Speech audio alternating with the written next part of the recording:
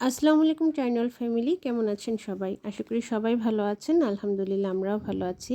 তো দীর্ঘদিন পর লিটারেলি নতুন আরেকটা ভ্লগ নিয়ে আপনাদের সামনে হাজির হচ্ছি। ঈদের আগে আমি কি কি কিনলাম আমার কিচেনের জন্য বা কি কি প্রস্তুতি নিলাম সেটাই আজকে আপনাদের সাথে শেয়ার করব। আশা করছি আপনারা সাথে থাকবেন। এই মিয়াকো 6 লিটারের ইলেকট্রিক প্রেসার কুকারটা আমি নতুন নিয়েছি।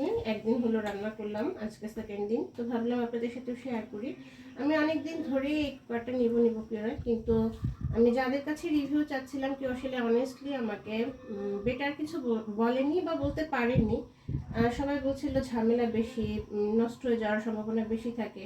তো রাইস কুকার আসলে সিম্পল, এটাও মিয়াকোর একটা রাইস কুকার। আমি খুবই স্যাটিসফাইড এটা ইউজ করে।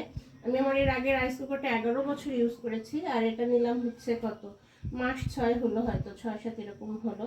তো এখন পর্যন্ত ভালো সার্ভিস পাচ্ছি।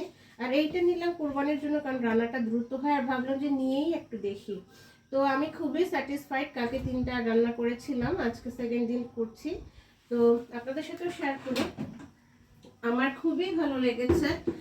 রান্নাটা সত্যি খুব দ্রুত হয়, আর অপশন বেশি থাকায় বিভিন্ন রান্না শুধু বাটনটা প্রেস করলেই হয়ে যায়। আর এর বাইরে যেসব রান্নাগুলো আছে সেগুলো এখান থেকে টাইম সেট করে দিলেই হয়ে যায়। তো এই একটা নিলাম। আর আরও একটা জিনিস নিয়েছি, সেটা দেখাচ্ছি আপনাদেরকে। প্রথমে আমি প্লাগটা দিয়ে দিই। এই পর্যায়ে আমি দিয়ে দিচ্ছি পরিমাণ মতো পানি আর ধুয়ে রাখা চাল। আর রেশিওটা আমি বলে দিচ্ছি, যে পরিমাণে চাল নেবেন তার ঠিক দ্বিগুণ পরিমাণে পানি দিতে হবে। আর যদি পোলাও চাল রান্না করেন কিংবা বাসমতি চাল, সেক্ষেত্রে পানির পরিমাণটা একটু কমিয়ে দিতে হবে। করেছেন ও ফার্স্টে প্রেশার নেবে, এই ডিপেন্ডস অন ইয়ার কোয়ান্টিটি। 2 থেকে 3 মিনিট সময় নেবে। ওর যখন প্রেশার নেওয়া হয়ে যাবে তখন থেকে 12 মিনিট ধীরে ধীরে কমতে থাকবে, এবং যখন 12 মিনিট শেষ হয়ে যাবে তখন একটা আস্তে বিপ করে সাউন্ড হবে। এই হচ্ছে দইয়ের ফাইনাল লুক। আমি এই ফার্স্ট টাইম হচ্ছে ইলেকট্রিক প্রেসার কুকারে দইটা তৈরি করেছি। একটু নড়ছে, খেয়াল করেন কিনা নড়ছে, এটা কেন জানি না। দুধটা বেশি ঘন করা হয়নি এই জন্য, না বাটির কারণে, আই এম নট শিওর। আপনারা জেনে থাকলে আমাকে অবশ্যই কমেন্টে জানাবেন। আর থিকনেস দেখাচ্ছি। তা আমি যদি ফার্স্ট টাইম পারি নতুন প্রেসার কুকারে নতুন মানে দই করতে পারি, তো আমি শিওর আপনারা সবাই পারবেন। এখন দেখা যাক খেয়ে কেমন হয়। এটা যদি আমি পারফেক্টলি পারি করতে, তাহলে আজকে হচ্ছে লাল দইটা বানাবো। আলহামদুলিল্লাহ কোনো পানি ছাড়ে নাই কিন্তু, আলহামদুলিল্লাহ। আমি একটু খেয়ে দেখি।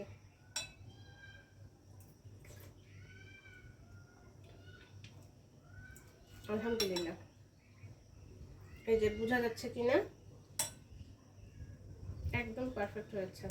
আচ্ছা, অফ করো। কোরবানির ঈদকে সামনে রেখে একটু মশলাও রেডি করে রাখছিলাম। তো এখানে কিছু ফ্রোজেন আদা ছিল। আদা কেনার পরে আমি খোসা ফেলে এটাকে এরকম গোটা গোটা রেখে দিয়েছিলাম, কারণ হচ্ছে দেখা যায় যে আদা সব যখন পেস্ট করে ফেলি তখন হচ্ছে রং চা খাওয়ার জন্য একটু আদার দরকার হয়, বা বাচ্চাদের একটু গলার খুসখুসে কাশি হয়, একটু আদার দরকার হয়। কিন্তু যতক্ষণ ফ্রিজে থাকে গোটা আদা, নর্মালি হোক বা রেফ্রিজারেটর হোক, দেখা যায় যে দরকার হয় না। তো কিছু আদা আমি সবসময় এরকম আস্তা রাখি বা একটু কুচো করে কেটে রাখি। তো এইটুকু পেস্ট করলাম, এইটুকু পেস্ট করে দেবো। কিছু অলরেডি পেস্ট করা আছে, আর এইটুকু করবো। কোরবানির ঈদে হচ্ছে কাজে লাগবে। এইরকম থাক আপাতত। হচ্ছে বরফটা একটু ছাড়ুক, একটু ডিফ্রোস্ট হোক, তারপর আমি এটা ব্লেন্ড করে নেব। তো এখানে আমার ভাতটা হয়ে গেছে। 12 মিনিট শেষ হওয়ার পরে যখন বিপ সাউন্ডটা দিল, তারপর আমি 5 মিনিট ওয়েট করেছিলাম বাষ্পটা যেন নিজে থেকেই বের হয়ে যায়।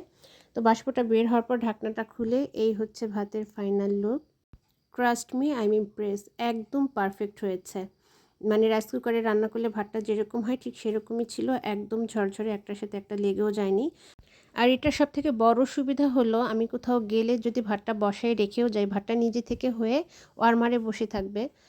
আমার এসে হচ্ছে ভাত রান্নার জন্য আলাদা করে সময় নষ্ট করতে হবে না।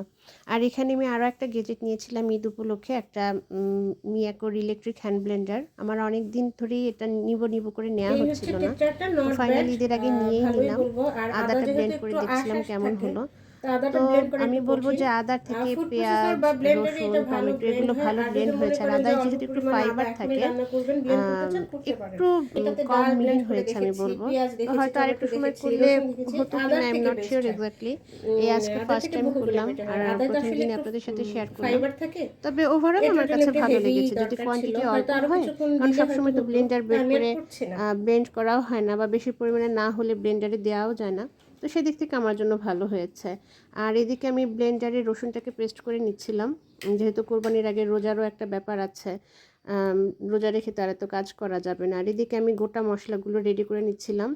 গোটা ধনিয়া, গোটা জিরা শুকনো খোলায় তেলে রেখে দিয়েছি ঠান্ডা হওয়ার জন্য, পরে ব্লেন্ড করব। আর এদিকে গোটা মশলা যেগুলো ছিল, দারচিনি, এলাচি, কিশমিশ, বাদাম, ওগুলো আর রেকর্ড করা হয়নি, আমি ভরে নিচ্ছিলাম। তারপর হলুদের গুঁড়া, মরিচের গুঁড়া, এগুলো সব জারে রিফিল করে নিচ্ছিলাম। আর বলে রাখি, আমি কিন্তু হলুদের গুঁড়া, জিরার গুঁড়োটা সবসময় কিনে আলাদা করে ভাঙিয়ে নিই। আর ধনিয়া জিরার গুঁড়াটা আমি একসাথে গোটা কিনে ব্লেন্ডারে বাসায় গুঁড়ো করে নিই। তো সবগুলো জার আমি রিফিল করে নিচ্ছিলাম। এটা শেষ করে এরপর আবার আমি যে গোটা ধনিয়ার জিরাটা তেলে রেখেছি ওইটা ব্লেন্ড করব। এভাবে কাজগুলো আগিয়ে রাখলে কি হয়, কোরবানির দিন আর নতুন করে, মানে কোরবানির মাংসর তো একটা ঝামেলা থাকে, ওই সময় কাজটা সহজ হয়, নত তো একদিনে অনেক হ্যাসল পড়ে। তো এই হচ্ছে আমার স্পাইস রাখার ড্রয়ারটা। এখানে আমার সব গোটা মশলা, প্যাকেটের মশলাগুলো থাকে। তো ওগুলো রেখে আসার পরে আমি এবার এখানে গোটা মশলাগুলো ব্লেন্ড করে নিচ্ছিলাম।